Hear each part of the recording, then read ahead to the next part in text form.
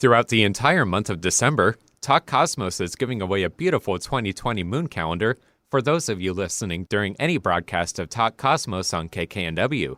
Just give us a call at 888-298-5569, and Talk Cosmos will mail you this unique 2020 moon calendar designed by Ursula Stockter, who is an astrologer, painter, and Mexico representative for Kepler Latino America Astrology software at Ursula's Cultural Center in Mexico City. And it can be yours by calling 888-298-5569. Welcome to Talk Cosmos, the show where Sue Rose Minahan and guests unveil astrology's ancient archetypes that continually build the collective experiences in our unconsciousness. Get ready to find your free will from your roots in the stars.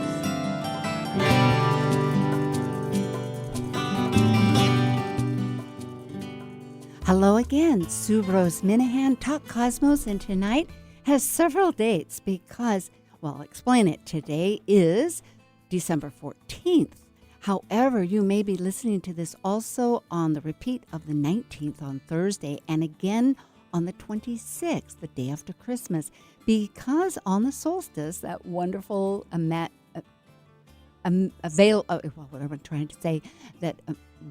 date where the sun is the least in the northern hemisphere, we've been canceled due to the UW women's basketball team. They're in a tournament. So therefore, this conversation tonight is going to stretch way over the cusp, and with its mighty leader, its traveling destiny using Jupiter, because Jupiter has just entered or ingressed, as we say in astrology, Capricorn. That was December 2nd until the 20th, I believe, of this 2020 in December.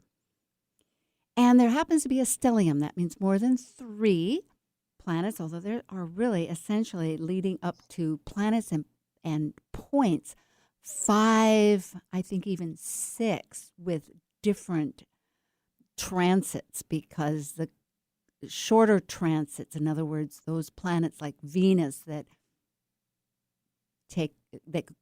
orbit quickly around the sun, only stay for a shorter period of time. So it will be in Capricorn and then go on as the sun approaches. Anyway, these details we will discuss, but I want to bring up the 3 points that we are, for those astrologers that want to look at their own chart somewhere. Because it's eclipse season. That has many definitions in a way, but it can be 2 weeks prior to an eclipse and then 2 weeks after. And in this case, we have a solar eclipse on the 25th on the West Coast and the 26th, because it's 3 hours later, just after midnight on the East Coast. And then 2 weeks after that, there's a lunar eclipse. So for this conversation, we will pretty predominantly lead on the first half of it, which will be leading up to the solar eclipse. And that would have started with a Gemini, which is only 3 days ago, the Gemini full moon on December 11th.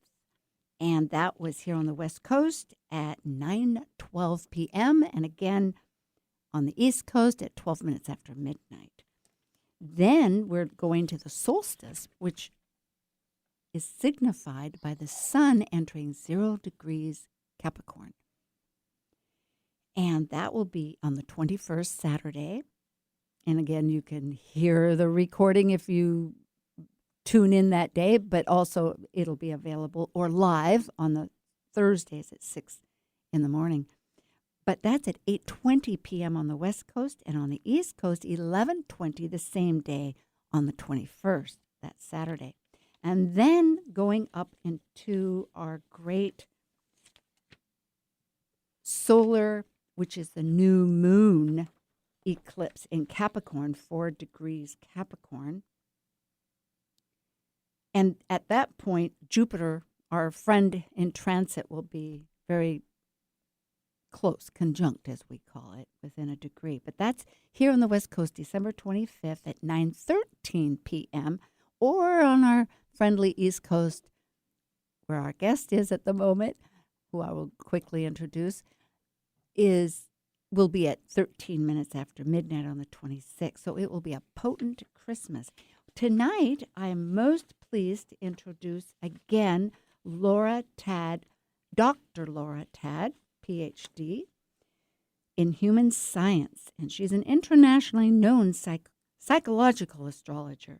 She's a consultant, and she teaches and lectures online and in person, and blogs for many prestigious, I say prestigious, which they are, publications. The Mountain Astrologer, which is the bedrock of many astrologers to keep in touch. So if you haven't joined and you're interested in getting a great learning experience, do subscribe to the Mountain Astrologer. Celestial Vibes and Tarot.com. She's one of the astrologers with them, so that gives it a great quality.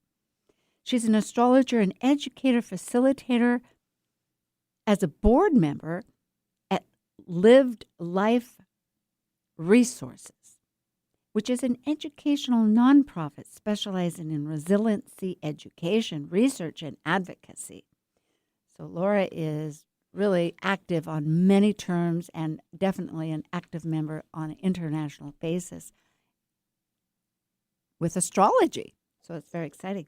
Hi, Laura. And I should mention, Laura has been on other programs. So if you go to past episodes, she was in 2018, that first year, during Cancer in July and during Libra.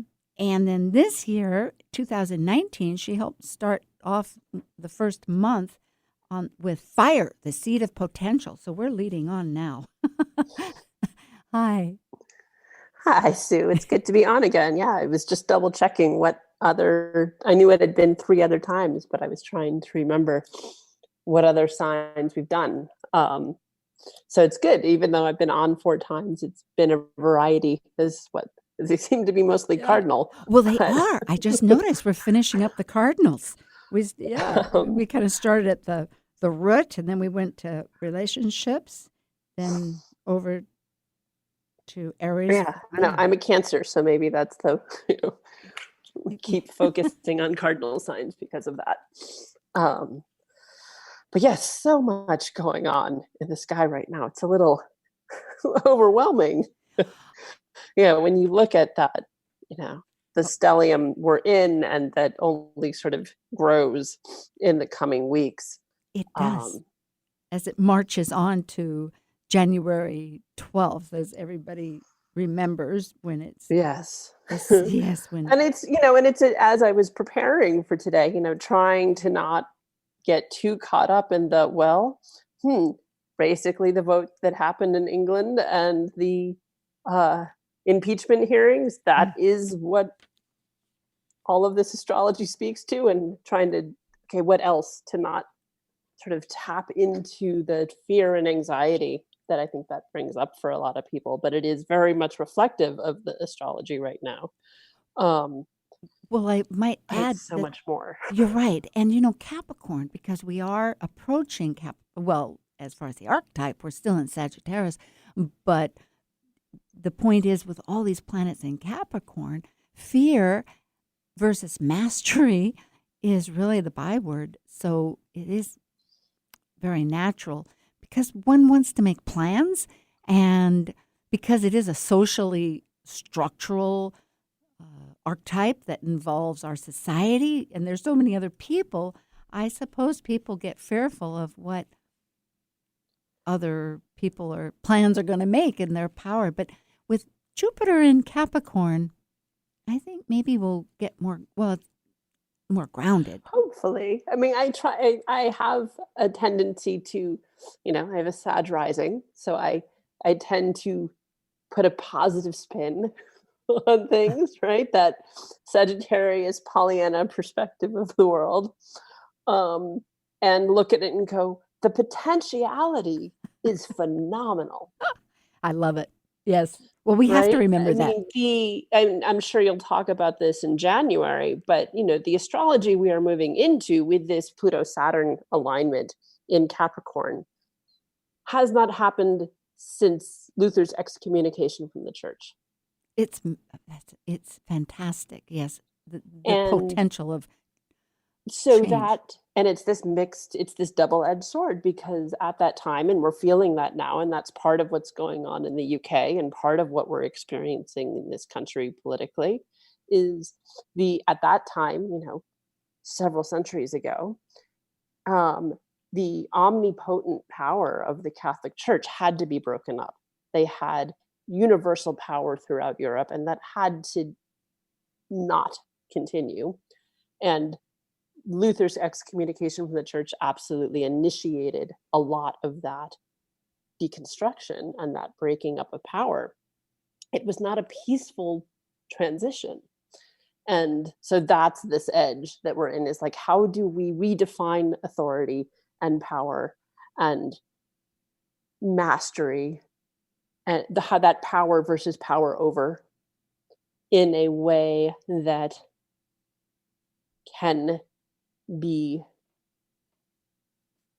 empowering for everyone. And I think that's part of what I was looking at, and pulling up just the chart for the solstice that we're coming into, You know, and looking at, that combined with the eclipse.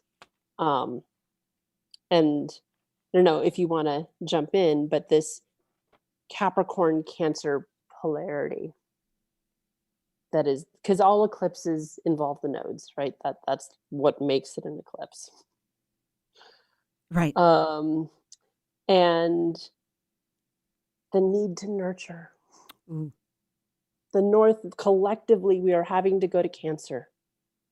Collectively, we are having to embody this nurturing archetype of Cancer. And that's nurturing the self, nurturing each other, nurturing the planet.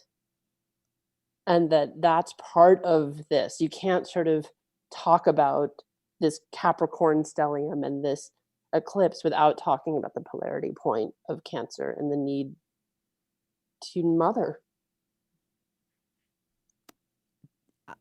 Laura, that's profound and really is essentially roots. I think of Cancer, as a seed of fertility.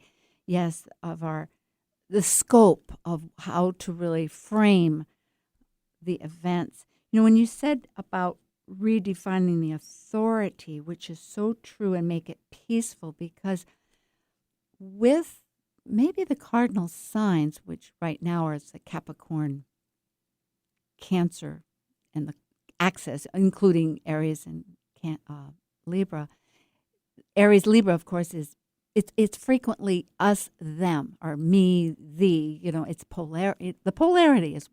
But really, I was just noticing with some of my references and there's a woman that wrote from an indigenous perspective on gender reconciliation, and scanning speaks to exactly what you're saying, because really it's looking at the unity that really, regardless, this kind of teamwork effort that's necessary, rather than, we have roles which are necessary with Capricorn, but speaking back to the Cancer nurturing of caring, and some of the points too in the chart gave reference to really that deep, genuine love of caring and nurturing for others. And I suppose that was Ceres, when I think about it. And what is Ceres doing right now, looking at it? Oh, she's in Capricorn. Yeah. Yeah.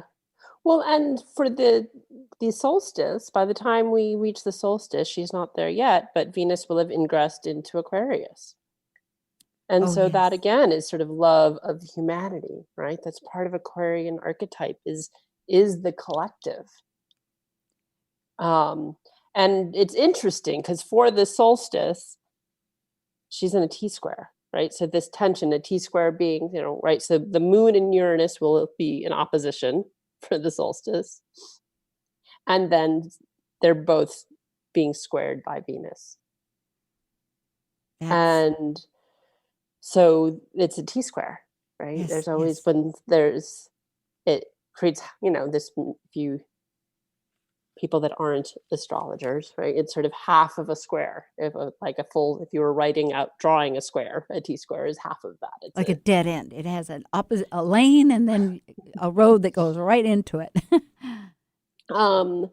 And part of the way you break up that tension, because what that creates is this sense of values being challenged. And again, that's where I go like, okay, we can see it very clearly politically, but our collective values, what we think is important, and this sort of chaotic energy that Uranus brings in, and having to change at a radical level, we're being forced to change what we value at a collective level. And the potentiality of that, the gift of that is, wow, maybe everybody will start valuing the earth. That's a possibility. Oh. You know, maybe we'll start recognizing the value in community, and also our individual role in it, because part of how you break out of the tension of a T-square is you go to its polarity point, you go to its opposite. So we have to go to Leo. So we have to be creative, and we have to recognize our individual role in the collective and not get lost in groupthink, right? Yeah. In mob mentality, in being a lemming, because that's what this square forces us to break up doing. Yeah. And Have our saying, own leadership. okay, be our own leadership, and at the same time that we recognize the value in community, we recognize that each individual plays a vital role to that community functioning, that it can't operate long term without individual roles being played.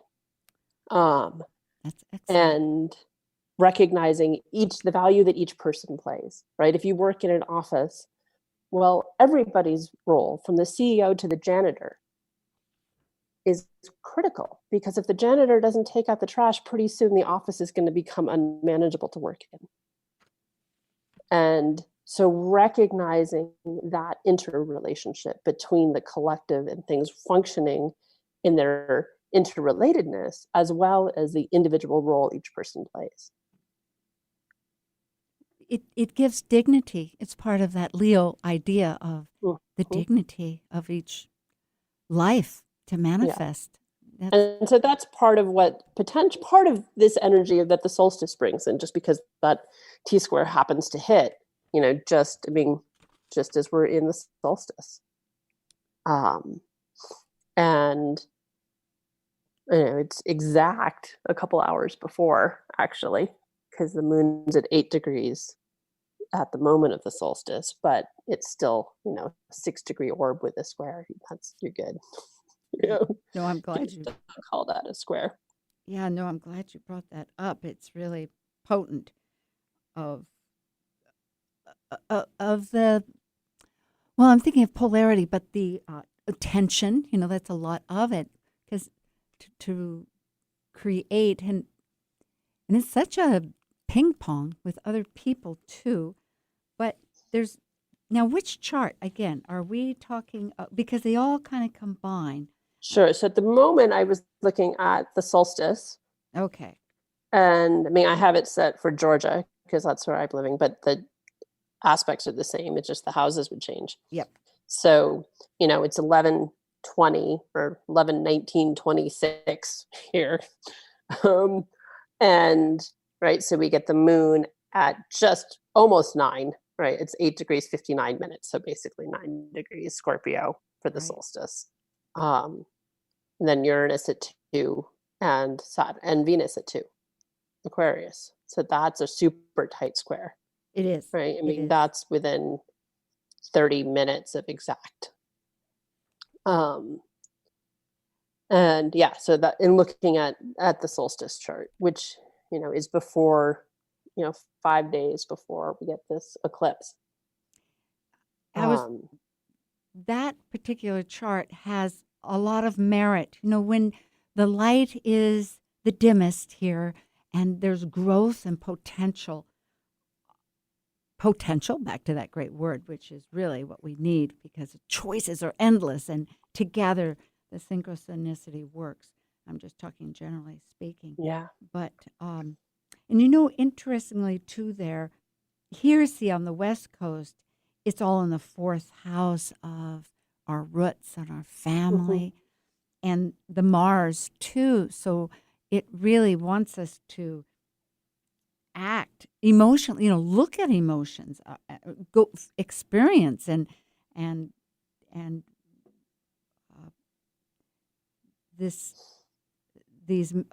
I'm exactly with that. In fact, boy, yeah, because there's, in some ways, I think too, I was noting that there's not a lot of stability. It's sort of like we know that the world is shifting. Like, for instance, I just got a new computer. I had Windows 7, so it was time, and mine crashed. So it was fortuitous that I had another computer. But the process now that I'm learning it is welcomed.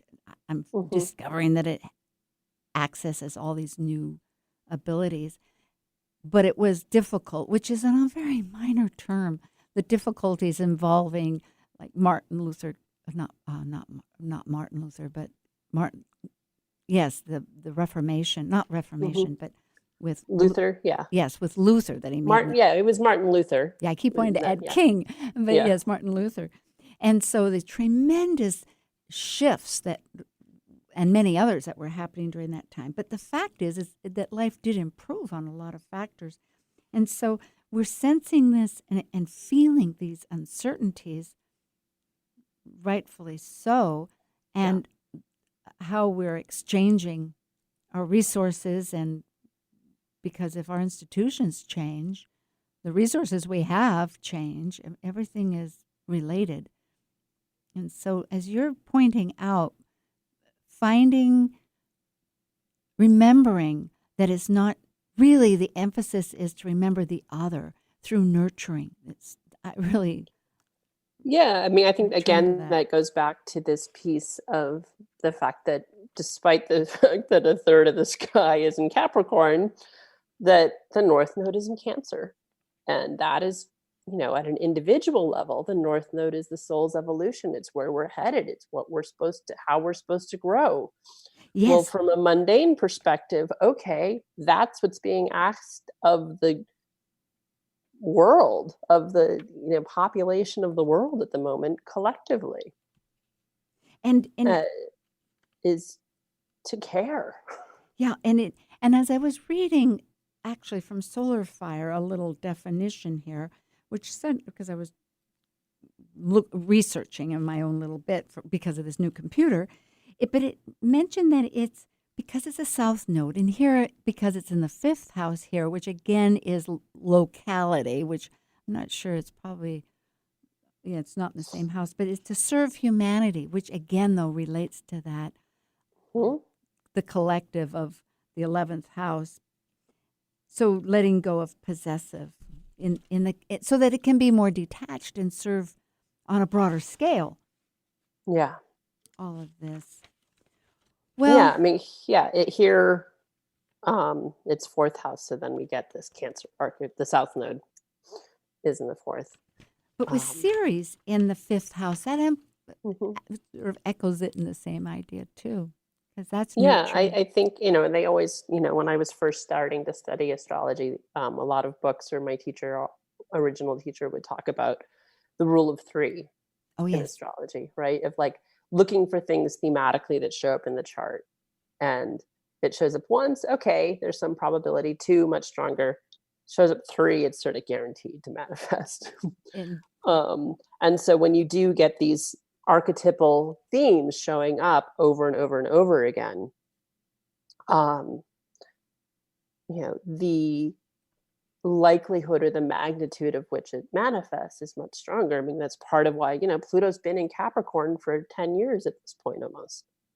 But we haven't seen what we're seeing now until Saturn got close. Because then we're getting this repeated archetype of this Capricorn Saturnian archetype showing up close to Pluto. It reinforced. It's sort of, squared or like to the second power, right? Which is sort of to move into a little bit of the eclipse is sort of how I think about a solar eclipse is sort of like a new moon squared, right? A new moon to the second power. Because it's happening, like it just gets magnified. Because they're similar in archetype in terms of what they usher in. And so it's like to the second power. Yes, talking the same language. And besides that, the influencing planet is in its own sign, Saturn, which is sort of the temperature gauge regulating all the conversation. Between these and planets. So that always, planets are usually pretty comfortable in their own sign. At least that's more of a traditional way of understanding it, but it does amplify it. And that in some ways, it can be a hard placement for planets, even though they're similar archetypes. I mean, I think about natal moons and Cancers are often a pretty hard moon to have. Even though it's the ruling sign, right? That moon and Cancer people are so sensitive that it's a tricky moon to navigate the world with. I imagine it's always difficult if one doesn't have it. Although, again, looking at that relationship, for instance, I have moon in the first house. So sometimes I think to myself, I must be really sensitive to emotion, but I keep rationalizing them away. And so it's been a lesson to realize, oh, no, you're going to feel this however you think about it. So deal with it, Sure. It is. I'm just looking at Jupiter, threading that, and I'm looking back because it's in early Capricorn. Yeah, it just got there. Yeah, and with the full moon just a few days ago, 3 days ago, it was only 2 degrees of Capricorn. And so in some ways it's trining, it's a supportive energy with Uranus. So on that sense, I suppose there's part of us that you wonder, it could go one of two ways. Things always go one or two ways, in this world of material life. But on the positive, it could be, this is a brainstorm of novelty, a newness. I mean, those are just a few words, but excitement of envisioning. And then again, it can be, oh my goodness, this is traumatic of, the accentuation that Jupiter brings, to everything. Right. With. And the tricky thing with Uranus is, is that he's the trickster. So it's such, yes, it's innovation and revolution and lightning strike sort of aha moments. But there's it's such an interesting time to have it in Taurus, because Taurus is such a stabilizing energy and Uranus is anything but. And so that combination, I mean, that's where, it's like, well, you could see that the Uranus tied into Jupiter right around the full moon. Again, leading it back to politics, the vote in the UK, and then the vote in the House. They're both these sort of big, hugely impactful decisions, and that people on all sides sort of were surprised by, which is Uranus. Yeah, and there will be, we always know, as far as astrology, that as of the solstice, suddenly there's a huge tempo change, because prior to Christmas, after Thanksgiving, with all the Sagittarius, potentiality, optimism, it's expansive, it looks forward, it's moving along, it's embracing culture, philosophies, all of this broad scope. And then, so in other words, looking at the sun that's been in Sagittarius, looking into its confident or or inspirer, which would be Jupiter, which is in Saturn. One's had, okay, let's have some practicality. Let's look at the structure of things, but yet it's still on that other focus. So as of the solstice, when the sun goes into Capricorn, it really will change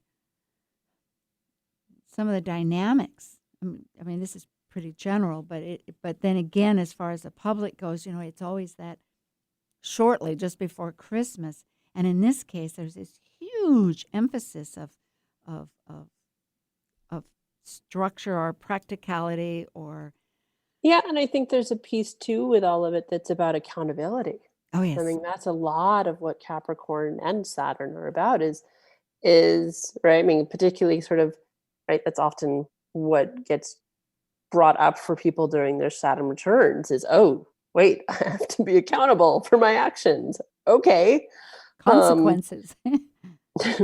And so I think that that's part of that is where, what have we backburnered that we can't continue to do anymore?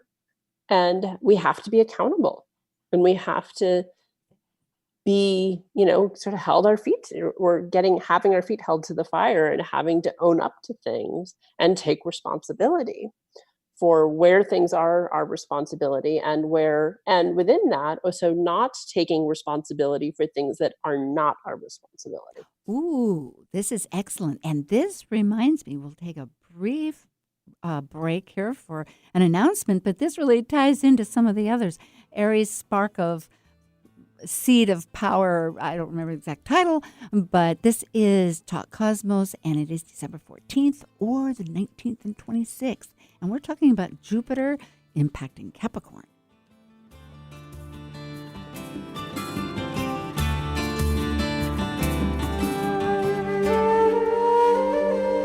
While we take a break from this week's edition of Talk Cosmos, let's take a look at this cycle's archetype.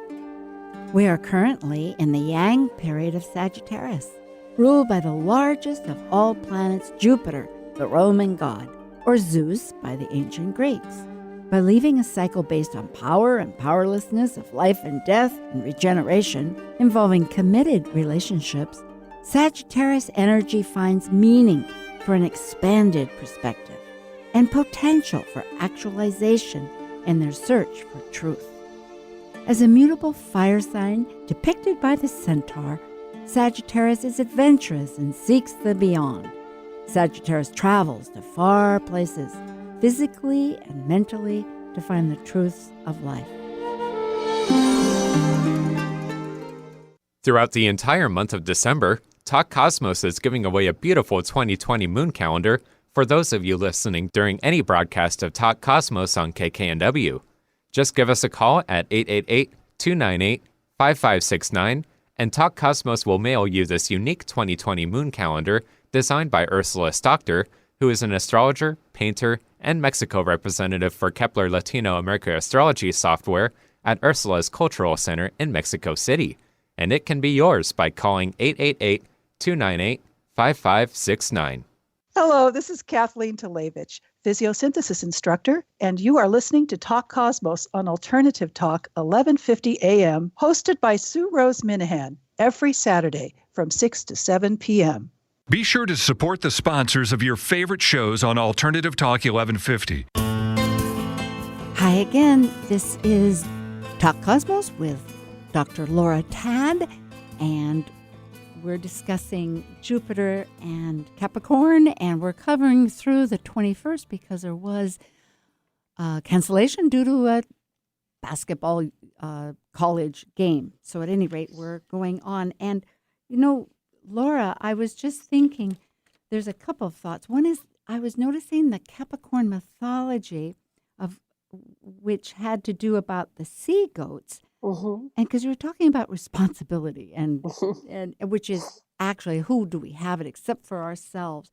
And generally, because I have to remind myself about this legend, but what it is Priscus, that's Pricus, was the sea goat. And he had all these little sea goats, and they were all in the water. But it turned out that when they would go to land, they would drop their tail and just become goats.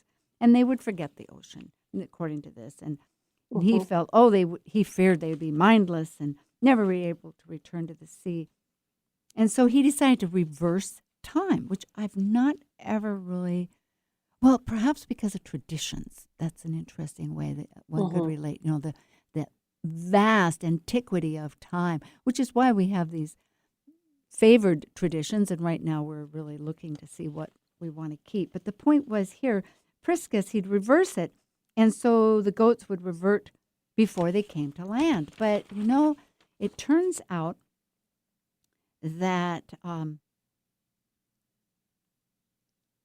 he tried to warn them, but nevertheless it happened. So finally there's this pivotal moment where he realizes he can't control destiny of his children, and no matter what, to start over. So he resigns himself to loneliness, according to this take on it, and chooses no longer to reverse time and let his kids live their lives out. So really, it is, in a sense, that personal responsibility. Everybody has their own choice, and that. And So surrendering to that, which yes. is hard. When you in all kinds of situations, right? In relationship and intimate relationship, it's really easy to fall for people's potential rather than where they're actually at in life. Oh yes. Um, and then we feel disappointed because they're not who we believe they could be, right? Which Yes. isn't really fair, but No. it's really common. Um, and that desire to, that's that sort of archetypal parent thing, which is part of why Capricorn is often associated with father, is father knows best, Mhm. right? Just like the TV show. Yeah. Yeah. That he knew what was best for his children, even if he didn't, but he believed he did. I think it also relates back to part of the Saturnian mythology of Saturn being banished because he was trying to control his children by eating them, Oh yes. right? So that he wouldn't be dethroned Right. and it Have was. his power usurped. Yeah. Um, but there was that he's banished, right? There's this isolation again with Saturn that shows up in the Capricorn mythology. Um, and um, rather than the nurturing, again, which is the Cancerian polarity that's about connection. And not, I mean, the healthy part of that Capricorn piece is healthy boundaries, right? That's part of that, like what we take responsibility for, and not trying to control or feel responsible for things that are actually out of our control. And Um, and only taking responsibility for what we're responsible for.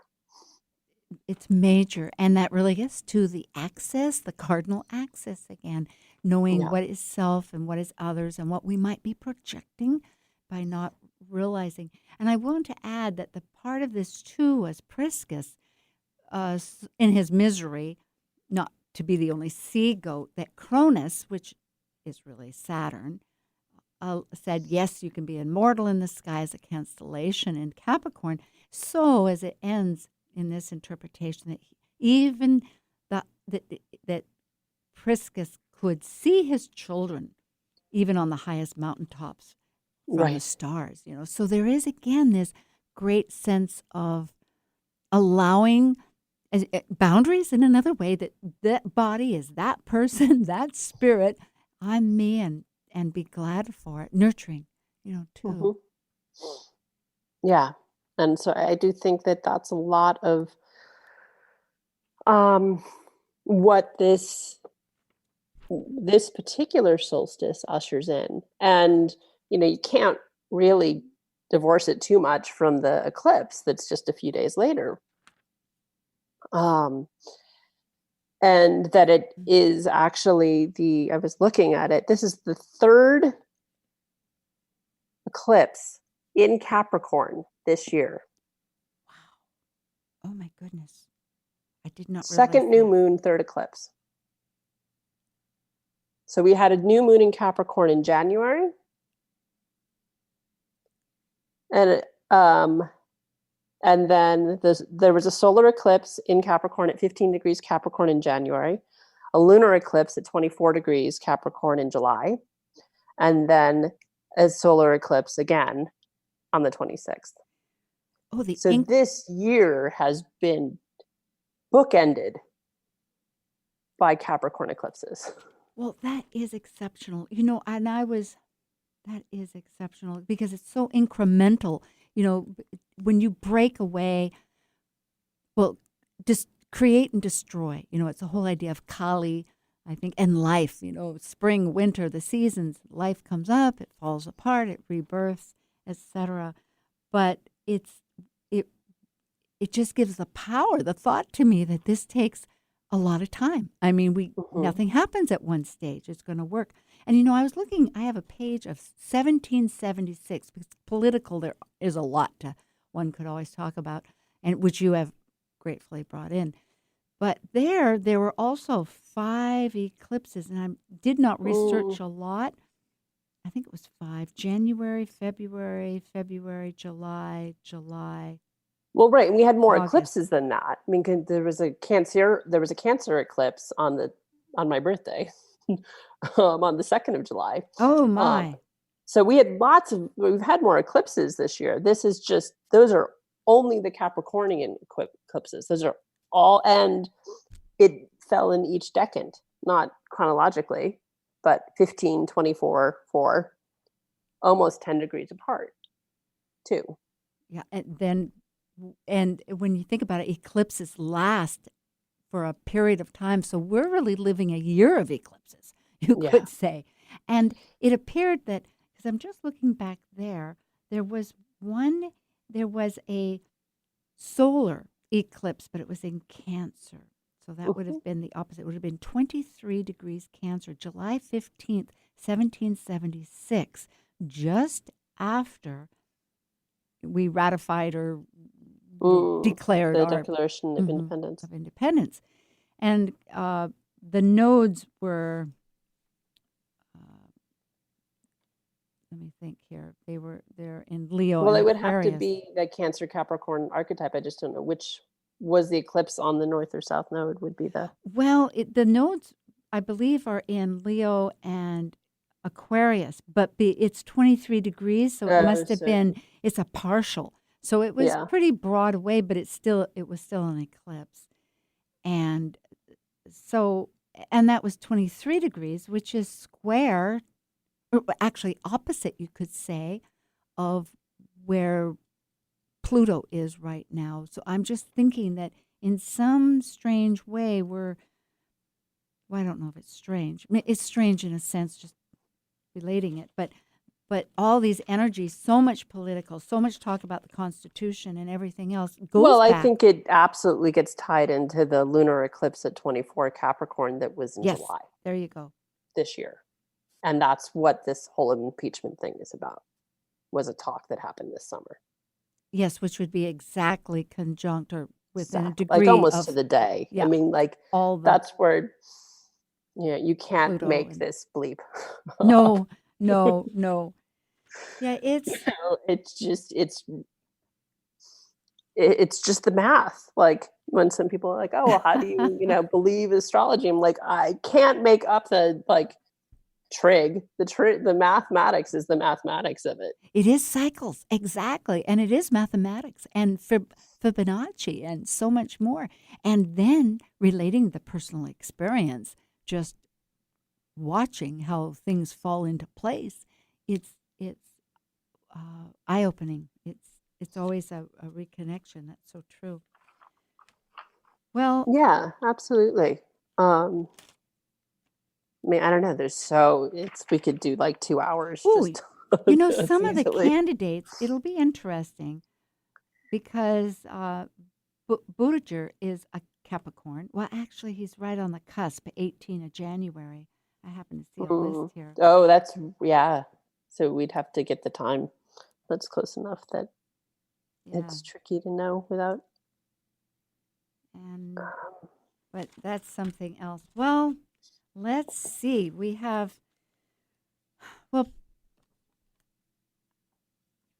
the I'm looking at Pluto and Capricorn, and ending of an era is the thought. Yeah, I mean, we still have a ways to go before he ingresses into Aquarius, but yes.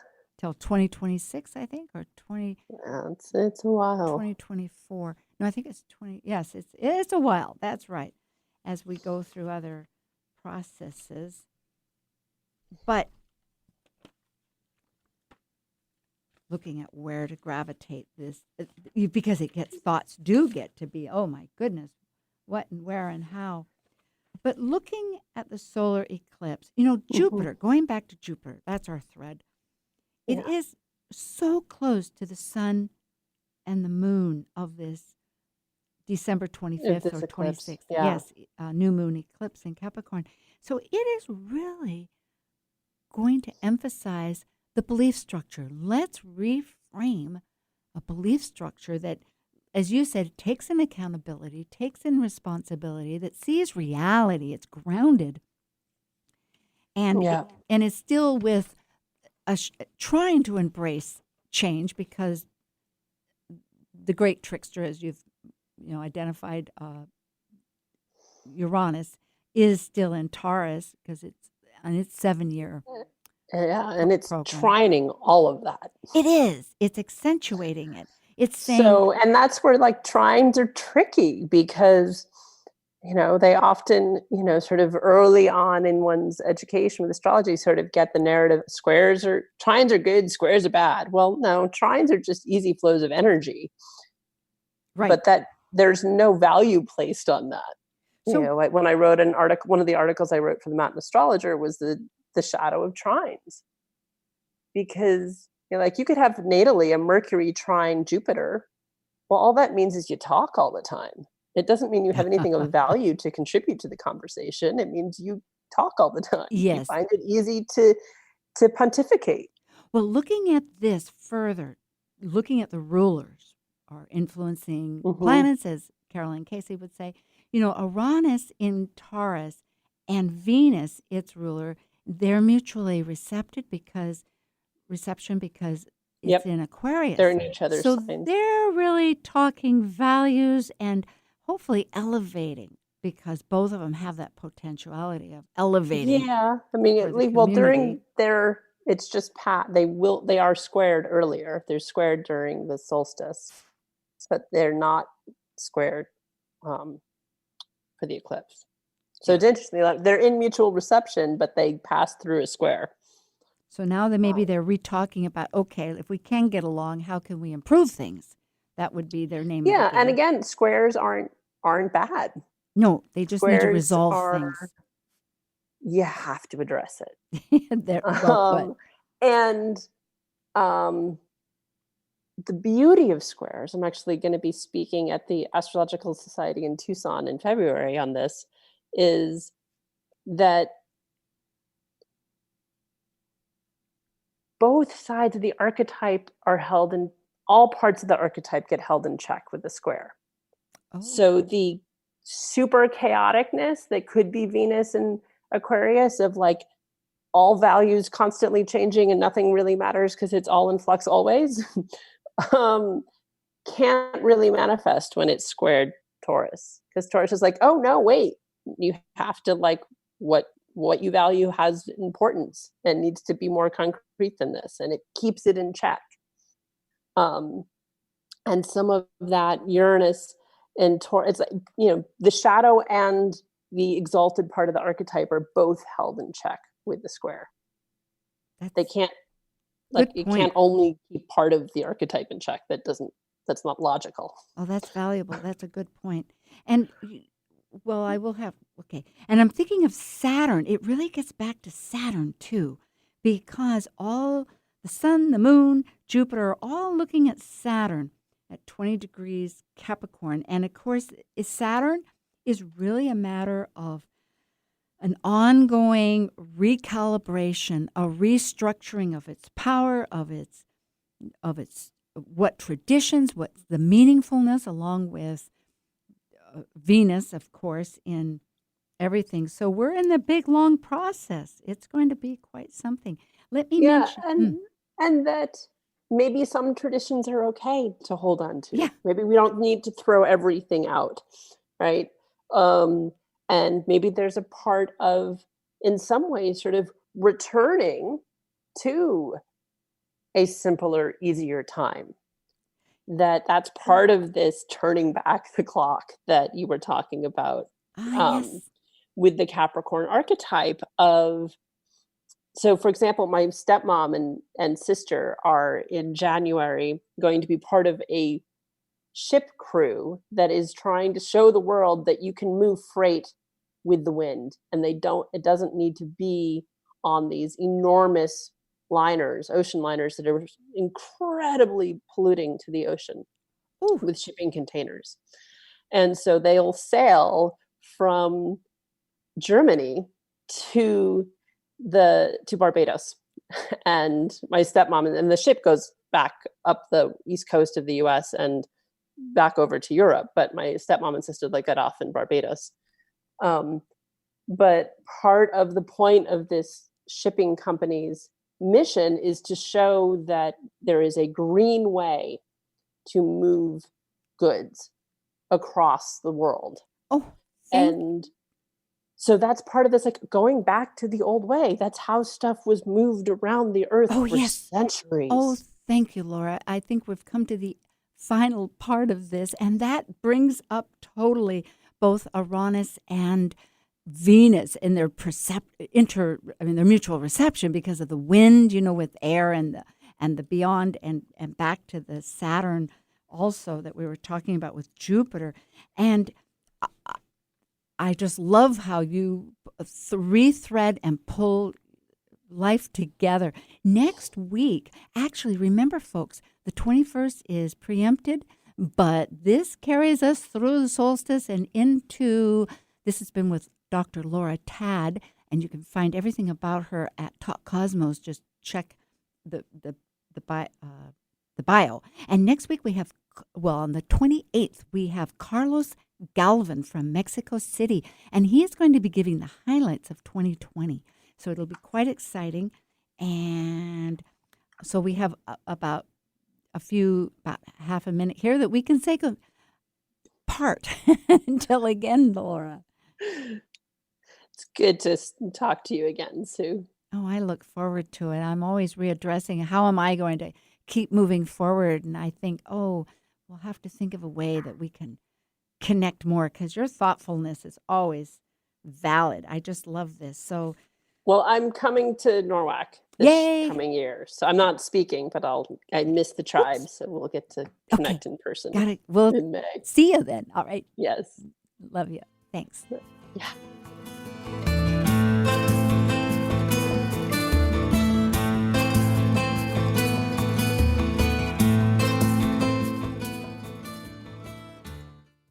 To be your best every day, you need proven quality sleep every night.